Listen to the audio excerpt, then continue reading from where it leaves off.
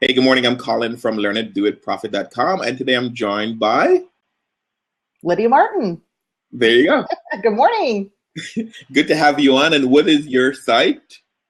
I actually work with Belinda Ellsworth at stepintosuccess.com and direct sales industry icon for sure, speaker, trainer, author, and it's such a privilege to be a trainer with that company, and I'm excited to be here. Thanks for having me, Colin. Sounds good. I'm excited to have you. So let's just jump ahead a little bit. We're going to go back.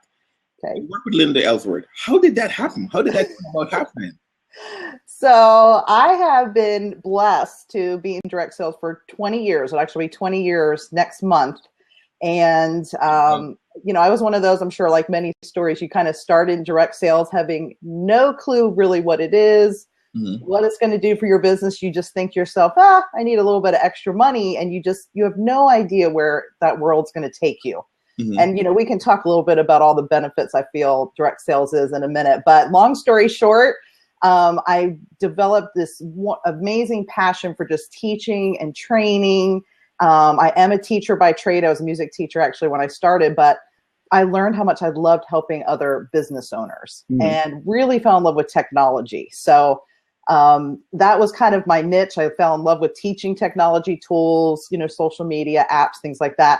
And I had been following Belinda Ellsworth for like 16 years in my own business. I mean, I had heard her speak multiple times. I had all her products and training programs. She literally transformed my business to the massive, organization it became. And we had an opportunity to meet a couple times. So she got to hear me speak at a couple, retreats and little events and things like that. And long story short, basically said, I need someone training technology on the Step of Success team. Will you join us? And it was just kind of that opportunity dream come true and felt like the next step in my career. After 20 years of doing this, I thought, what an opportunity to get to reach so many more direct sellers, than just my own personal team. So that was about 6 months ago. So it's been quite a ride, a great journey. I'm learning a lot and loving working with her. She's really amazing. That's an awesome story. Actually, you're working with your mentor, basically, right?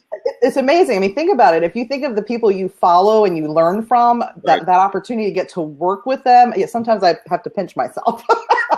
But no, it's been a great opportunity. So let's go back a little bit now to the start of that 20-year journey. What was it? What was the catalyst that prompted you to even look at a network marketing or direct sales business? Well, I'm sure, 20 years ago, it wasn't as huge, obviously, as it was today. I mean, there was Tupperware and Mary Kay, and I was only 23 when I went to my very first direct sales party. And so I didn't really know about direct selling. We didn't throw around terms like network marketing 20 years ago. So I literally just went to a party and thought, I was watching this woman cook things from boxes and cans, and I was a terrible cook. Like, I had only been married for 2 months and we were living on spaghetti and hamburger helper. So I thought, is what? That's a winner to me. So I'm watching this and I thought, oh my goodness, I could learn this trade, and how fun would it be to be paid to learn how to cook rather than pay someone to learn how to cook. And I really just kind of jumped in blind because I think the best thing about direct sales, a lot of us want to have our own business, but normally you're going to start a coffee shop. The risk is huge. I mean, the investments that you have to make, and if it doesn't work out, there's so much you can lose. But in direct sales, to me, it was a no-brainer. I'm going to buy this kit. I'm going to give it a try. If it doesn't work out, what is the worst thing that can happen to me? I'm going to be stuck with all these amazing products. So I just kind of jumped in blind and had no idea. I thought if I make a car payment, I will be thrilled.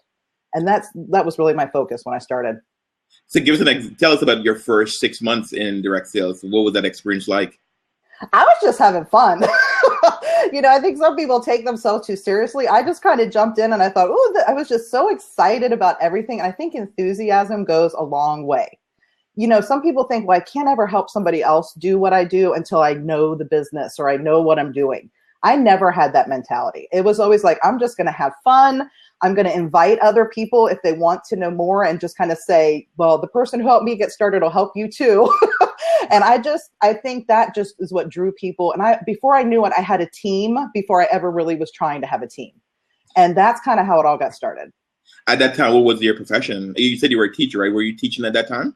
I was a full-time music teacher. So I actually did add the business alongside that.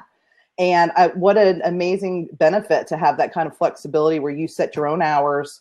You know, I could work on the weekends or at nights alongside my teaching job. But the amazing thing is within 18 months of doing that business, I had matched my teacher income.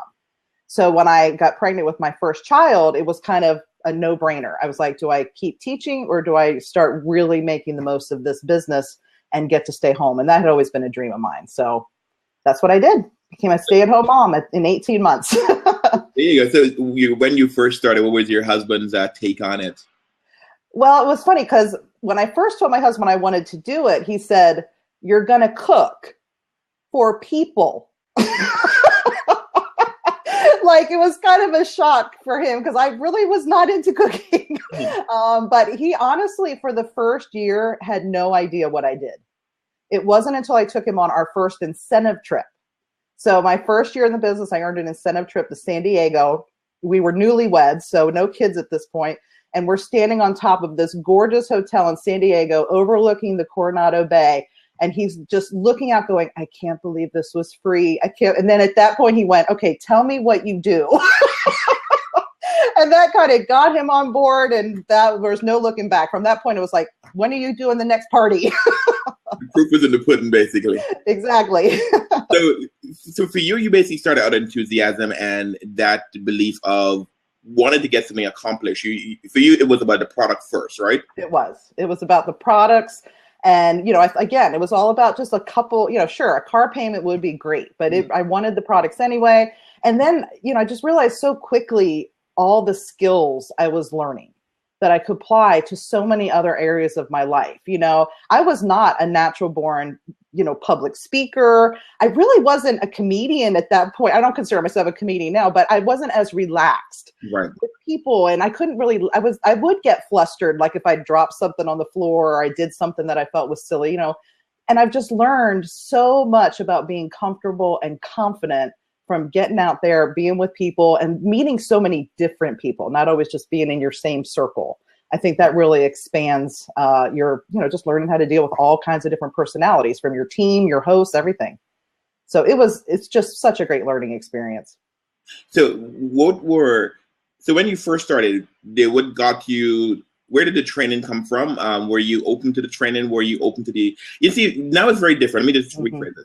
Now it's very different for network marketing and direct sales. It's very popular. And there's both sides of the coin. You know, some people say, you know, there are negatives to it and there are positive, there are difficulties. When you got into it, you just saw the positive, correct? I really did. In fact, all I could think of is, you know, if this doesn't work out, you know, I really didn't feel like I was going to lose anything. So I thought, but I'm not going to know where this is going to take me unless I go all out. So once I decided to do this full time, I totally committed myself to learning. So back in the day, we learned by cassette tape, right? Yep, I remember those. You know, right? So cassette tape. So our company had a thing called a lending library. And you would just borrow these cassette tapes and you'd get them for 3 weeks and you would listen to them, mail them back. I did not drive anywhere without a training tape going on in the car. In fact, when I first met Belinda about 3 or 4 years into my business, I bought all her products. And of course, they were all on cassette tape. And every time I would go to show, I'd be listening to the words. What are they saying? What words? And I would be saying them out loud to myself. And it was literally just that repetition, constantly learning, going to every meeting, every conference, every opportunity to learn from others. And that is totally what helped build that foundation for my business. Absolutely. So now, when you started out, what was the how many hours did you spend on your business compared? I know you were just as you can see there, Leslie's having some fun in the chat. I love it. Best to ignore him, but it didn't work. But when you started out, you didn't have any children, so you had a lot more time to run your business. I'm assuming, how much time did you spend on your business? Well, I did. Now, like I said, so when I first started, I was teaching full time. So I still was pretty part-time with my business when I started. I would do, you know, maybe an hour or two at night, except the nights that I would have a party, do a little bit more, and then put a little bit of time in the weekends. But it was super part-time in the beginning. When I finally quit that full-time job, that's when I had my daughter. So then, of course, now I'm a full-time mom trying to run a business. But the key was it was all about consistency for me. It wasn't really about quantity as that quality consistently. So when I worked, it was trying to prioritize, in this next hour, if I've only got this hour, what is the most important thing that I need to work on? And I wasn't always good at this. I learned this, like most of us, the hard way. How many times have we spent 40 hours in a week and we look back and we go, what exactly did I just accomplish this week? Because we're just always trying to push papers or read emails or, things like that. And back then it was like, what do I need to do to really get where I want to go? And so it was always trying to maximize the time I had, but always scheduling that time. I mean, I worked my business in some way every day, whether that was talking to someone, in person, following up with someone, working, closing shows, whatever it is. The consistency is what kept me going. Absolutely. This is a great segue now into the process of working your business. Mm-hmm. So when it comes to working your business, how do you prioritize that, the different steps to it? Okay. I know there's definitely the prospecting step, there's a customer service follow-up step, and there's a training, and there's coaching. So how it gets overwhelming, especially once you build a team, because you're trying to balance your personal business, your team. Honestly, that I learned all of that from Belinda. Belinda Ellsworth has this program called the Power Hour. Mm-hmm. And in that program, she breaks up an hour, even if it's not all in a row, but she breaks your business up into 15-minute increments. And each increment is very focused. So one is focused on sales and bookings and filling your calendar. The other one is on following up with your recruit leads. Another one is following up with your new team members and then your performers. And there's just lots of different things that get you to focus, like customer care. So many people miss out on business because they don't take care of those they've already worked with. So 15 minutes of customer care is following up with those customers and thanking them for their order. How are you liking it? How's it going? Do you need ideas or tips or help? And I just think that goes so far, because I think some people, if you want referrals, if you want to be the one they talk about at the water cooler, it's all about customer service. So huge. So that's kind of how I would prioritize my time. If I had 15 minutes, it was in one of those areas. It wasn't pushing papers. I love paperwork. I'm one of these people that I could just play with papers and just, now a lot of it's electronic, but still the thing I learned very quickly, it's not paperwork that makes you that income and gets you to those goals. It's people work. So you really got to spend time with the people. Let's talk about the follow-up process, especially for customers, because I think a lot of direct sales business owners drop the ball there. Absolutely. A lot of us believe that we want high levels of customer service when we go to Nordstrom's or Macy's, but then we don't turn around and deliver that. A lot of direct sellers, the transaction ends after you hand over the credit card and goodbye. Right. They just here this person may have just spent $250 with you, and you just go, woo, cha-ching, and you move on. And the thing of it is, that person may have spent $1,000. That person may be the person who leads you to 50 other people. And it's not like we call them because we want more from them, but that appreciation and that thank you. How many times have we ordered something from a catalog? And if that company called us and said, thank you so much for your order. Did you have any questions or anything else you need? You'd be like, oh my gosh, right. Yes, there was something else. What Belinda teaches is a 2-2-2 program where you follow up with your customers and thank them 2 days, 2 weeks, and 2 months after you've met with them. And that is huge. That 2-day call or contact, so many people add on to their order because they went home and went, oh, I forgot to get such and such. Or they're thinking about it, they're excited, and then they go, oh, I don't know why I didn't book a party. I really should have. But if you never call them, that is a complete lost opportunity. So follow-up is huge.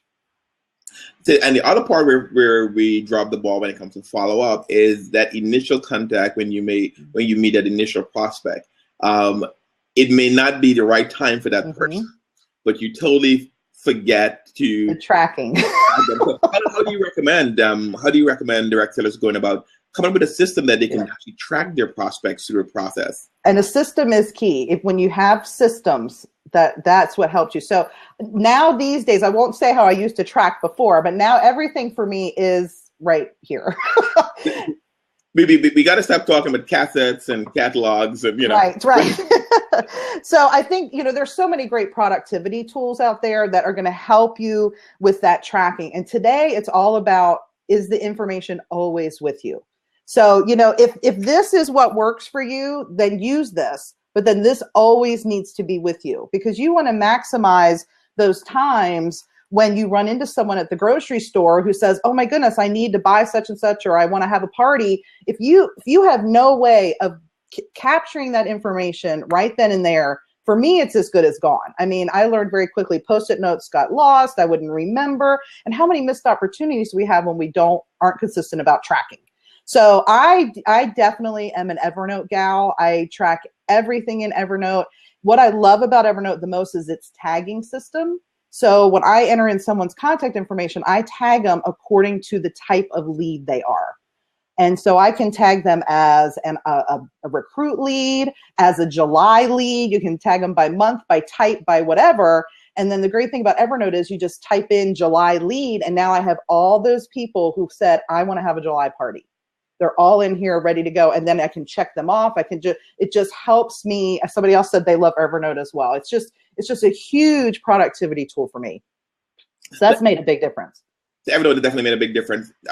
So how do you, I don't know, you just mentioned how you go about tracking them. Do you put your leads in different categories? If someone is not interested or didn't show interest today, do you tag them for a follow-up in a certain period of time? Or Absolutely. So like I said, I do use the month a lot of times, the month tag or the type tag. I also always had something called a someday list. A someday list. Okay. And I had heard that, I don't know if it was from my company or from Belinda, but basically there are so many people that say, I'm not ready to do this right now, but someday. And you should, this list should be constantly growing for you.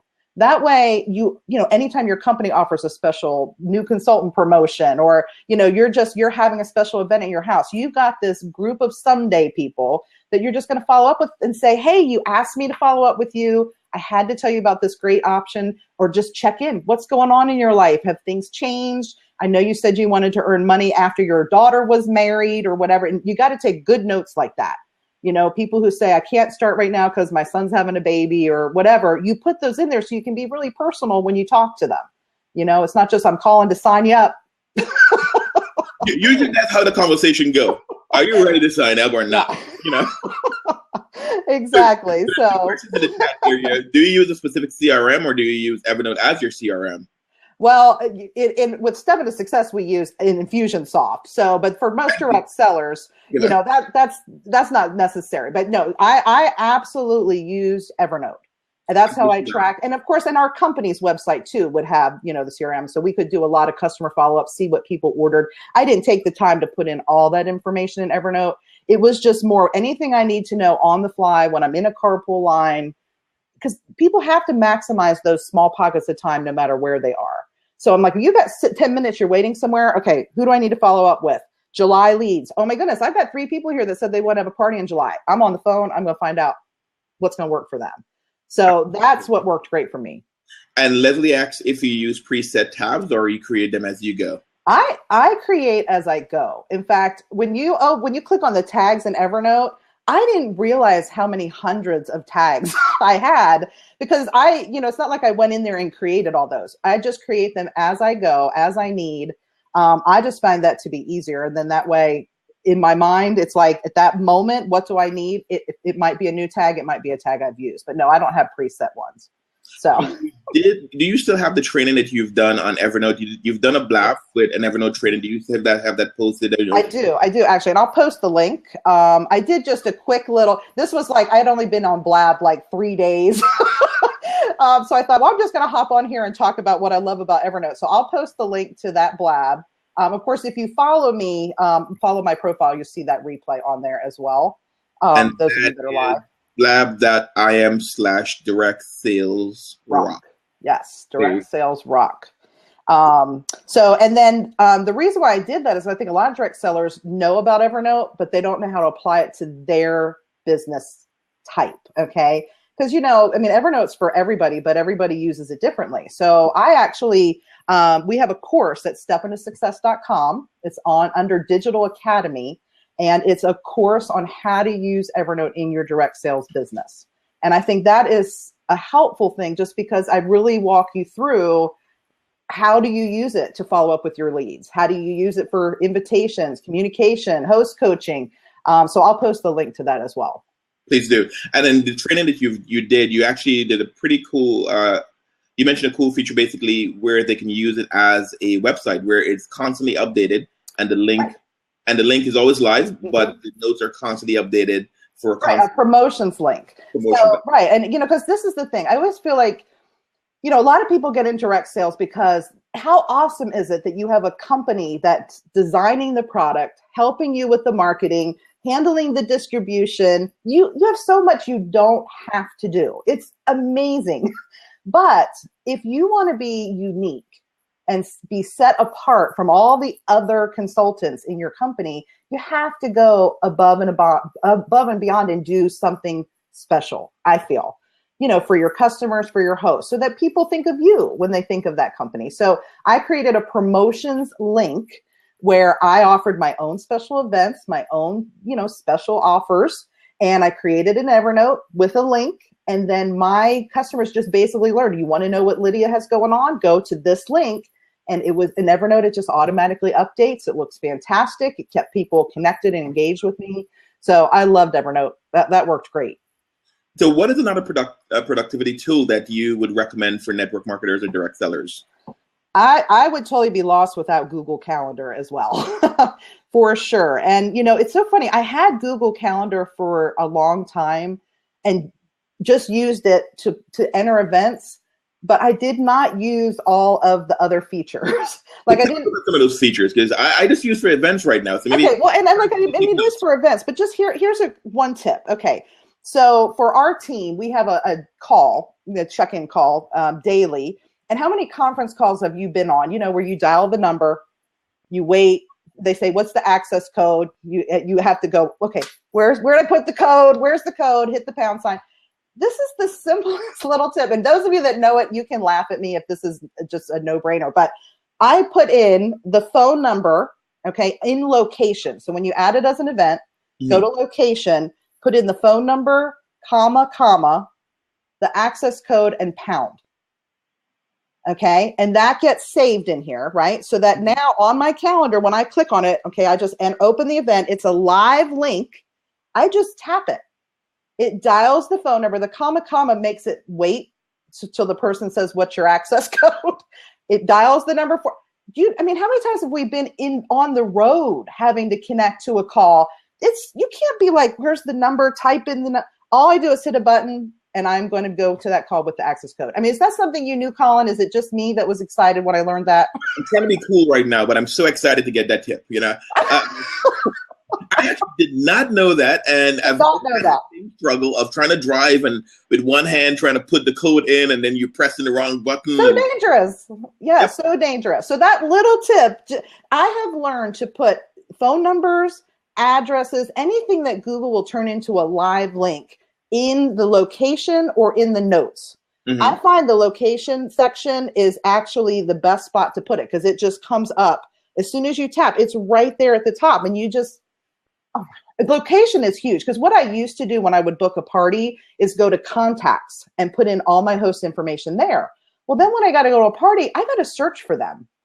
I found it so much easier to just set their party in the date and put their actual address in the location. And then that way, as soon as I tapped it, it takes me right to Google Maps, open or iMaps or whatever you're using. Right. And I have nothing to type in when I'm going to a party. That was huge for me. That's definitely huge because I didn't know that, and I think it makes a big difference to me right now, especially with the comma. Yeah, I know. That's huge. You're going to be very excited. So I always store my phone numbers in that spot, and then of course, if you have a weekly call, then it's you just create a event that repeats. Right. The phone number's always there. And another thing people don't ever think to do, because sometimes you're like, oh no, I scheduled that party. I don't even know when the date is. To pull down, I don't know how to do it on an Android phone, of course, but to search. Some people they think they have to go on their calendar and kind of scroll and search, enter that name or that location or that whatever, boom, it's going to pop up. A lot of people don't think to use the search bar. So now we got 2 awesome tips so far. Evernote. Yes.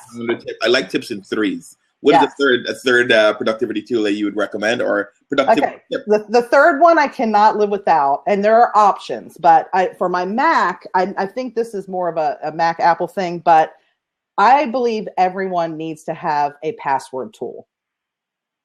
This saves me so much time. I use a tool called 1Password. Yep. And there's a lot of them out there. I used to use Dashlane is another one. And I think I'm sure there's free ones out there too, but I love 1Password because there's a lot of great features more than just storing your passwords. Mm-hmm. But this tool, I mean, think about it. In fact, when I pull up 1Password, I have like 335 logins. There is no way I can keep up with what password, what username. But the real tip is in 1Password. I don't know if they all do this, but all I have to do is type in what I need. Like, let's say I'm going to Google, okay? If I just hit Google, it will pull up the sign-in page and automatically enter my email and password, and I'm in. It's like the vault. It just opens the vault. I use LastPass for that. And LastPass. That was the other one. Is that one free? No, it's $12 a year I pay, I think. Okay. Oh, that's cheap. Well, see, the way I think 1Password is $50 one-time fee. Okay. Okay. So some of them are recurring. Some of them are like a one-time thing. And of course, it syncs as well. And I definitely see the benefits in that because my wife, when I first met her, she had a password sheet. Yes. I'm like, yeah, that is so secure. Yeah.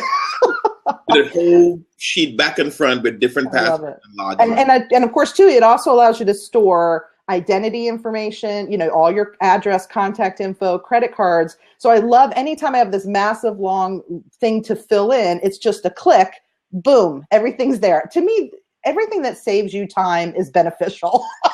So that's just my last productivity tip, because if you're struggling with, oh my gosh, I don't know my password, or you're sitting there typing in your information all the time, it's a huge time saver. So that's my third one.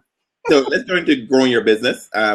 How do you recommend direct sellers go about growing their business in the environment we are? I know the internet it seems to be the place. Social media seems to be the place. Yeah. And I think a lot of people get lost in doing it correctly. Yeah. Or I don't want to be mean and say it makes a lot of people lazy.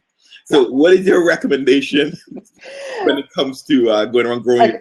I think of it as kind of a wheel. Okay. So if you are only going to approach your business with one spoke, like your whole thing is, I am only going to promote my business through social media. That's like a wheel with one spoke.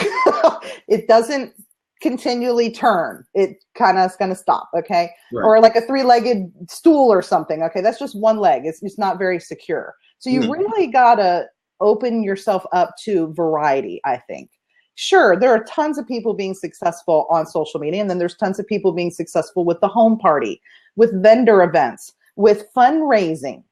You know, and I think a lot of people, when you come into whatever company you start with, you have kind of this one-track vision. And you think, okay, I'm going to try this. And if that doesn't work, you think this wasn't meant for me. But that's not true. That one area may not have been what's going to work for you. But if you just try this and maybe a little of this, it may completely change the growth of your business. I know people who have just struggled with bookings forever, and then they get on a fundraising passion, okay, because maybe they're all about helping causes. And that's their mission, and that's what they're promoting to people. And all of a sudden now they have this massive business from creating, from fundraising efforts. So you don't limit yourself to one thing. I think making connections while you're out and about, we don't have to just be online. Why not connect with people in the grocery store? There's all kinds of ways to strike up conversations and get to know people, and networking events in your town. Right. That has been huge for me, connecting with local businesses and, investing and referring people to them, and then they refer people to you. There's just a lot of ways to get your name out there, to get to know people and promote your business. So you mentioned networking, and you have you shared with me a great story in how you got into networking in your town, offering value. And that's what I loved about it. I would love for you to share that story. Absolutely. So of course I was in direct sales for, about 18, 19 years. And like I said, I love teaching technology, and it just kind of hit me one day that, teaching tools, just like we talked about today, some of these little tips, you know, we all have things we're skilled at that we think, well, surely everyone knows these things. Right. But they don't, you know, and I thought, well, what if I take some of the things that I really have and love and kind of create some training courses on it, you know, whether it's on, you know, how to get the most out of your iPhone or how to use Evernote for your business, you know, how to create gorgeous graphics for sharing on social media, whatever the case may be. So when I went to these networking events right here in my local town, I didn't really go and say, hey, I'm a direct seller, buy from me. I kind of went and said, you know what, I am passionate about helping business owners. Here are some courses that I'm offering, you know, and I kind of went through they weren't even created. I just kind of went in on a long time and said, these are the courses, you know, I'm offering. I said, I'm offering. Okay. Dates were not set. I just wanted to see the reaction. It was like a feeding frenzy. You know how, you know, you go to these networking events and everyone gets about 5 minutes to talk. Yep. At the end, it was like, whoo, people just ran to me and said, I must have this. I don't know how to use this tool. I need help. I need somebody to walk me through. So I think going to these networking events, let's say you're in a jewelry business, a fashion business, going and saying, I teach you how to dress for success. Okay. That's so different than saying, I sell clothes or jewelry, you know what I mean? So teach, you know, what can you teach? What value can you offer to people? What content, you know, that sort of thing. And I think people are going to be drawn to you, and it's just going to naturally lead into them wanting to connect with your business. That's absolutely awesome. So let's talk a little bit about what you're doing. Are you still in direct sales? I actually am as a consultant. I do still have a website that, you know, people order from, because after 20 years, you build up a customer base who they know you, they've worked with you for years. And if they want something, they want to just go online now and get it. So I do that, but I do no longer promote my own business. My whole passion and mission now is to help other direct sellers be successful. And being alongside Belinda Ellsworth, I mean, that's been her mission for 20 years. She actually started Step Into Success at the exact same time I started my direct sales business. So it's very funny. We're both celebrating 20 years this year. That was how it's supposed to be. You also mentioned that your daughters are into direct sales also. You know, one of the coolest perks about one of the things that, you know, you get shocked along the way of why your business is so beneficial to you. My kids have known nothing else. I started my business before any of them were born. And I have 3 kids ranging from 7 to 18.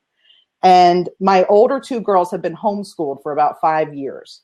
So they didn't only just see mom doing the business, they saw the day-to-day, mom on the phone, mom, you know, with the gold trip chart. Okay, I've earned 19 incentive trips in 19 years. So they would help me track incentive trips. They saw vision boards, dream boards. My daughter, my oldest daughter, when she turned 16, we went to a direct sales party, and that company allows 12 girls, anyone, boys and girls, 12 and up, to join the company alongside a parent. And she said, I want to do this. And she has been rocking her own direct sales business for 2 years now. And what an experience. She has gotten so much great business experience, marketing experience. And I walked into her room a couple months ago, had no idea she had done this. She had an entire dream board. Wow. Her own dream board of when she wanted to promote, what trip she wanted to earn. She just earned herself a mini iPad, all on her own. And I just think, I mean, it just amazes me when even if your child never goes into direct sales, the skills that they learn from watching mom or dad, it's priceless. I know you're a DSK, a direct sales kid, right? Actually, I didn't even know it in the label. Yes, I am totally a DSK. My mom was part of 2 direct selling companies while I was growing up. Princess House Crystals, Mary Kay, and I actually drove the Mary Kay red Pontiac.